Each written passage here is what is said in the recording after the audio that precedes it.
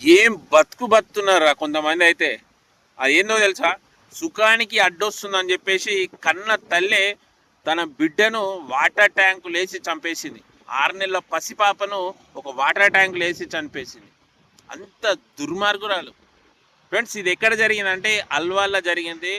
అల్వాల్లో ఆమెకు పెళ్ళి అయింది, పాప పుట్టింది. పాప పుట్టిన తర్వాత కూడా ఆమె సుఖానికి అలవాటు పడి, వేరేటంతో అలవాటు పడి ఆమె ఏం చేసింది అంటే ఊకే ఆయనను కలవనీకి పోయినప్పుడల్లా ఈ పాప అడ్డొస్తుందని చెప్పేసి ఆ పాపను చంపేసింది. ఒక వాటర్ ట్యాంక్ వేసి చంపేసింది. అంత దుర్మార్గురాలు. అలాంటప్పుడు ఆమెను నవమాసాలు ఎందుకు మొయ్యాలి? ఎందుకు అసలు పిల్లలు ఎందుకు కనాలి? అలాంటప్పుడు పెళ్ళే ఎందుకు చేసుకోవాలి? ఇట్లే తిరుగుతే సరిపోతుంది కదా వానితోని వీనితోని. నీ సుఖం కోసం పసిపాప, చిన్న పాపను చంపేసినావు నీ సుఖం కోసం. ఆ పాపకు తెలుసా ఎందుకు చనిపోతున్నో తెలియదు, ఆ వాటర్లో నన్ను ఎవరు పడేసిరో తెలియదు, ఎందుకు పడేసిరో తెలియదు. పసి పాపను చంపేసిన దుర్మార్గురావు నీ సుఖం కోసం. అలాంటప్పుడు నువ్వు పెళ్ళి ఎందుకు చేసుకోవాలి? వానితో వీనితో తిరుగుతూ ఉంటే నీకు సుఖం, బొచ్చడు సుఖం దొరుకుతుంది.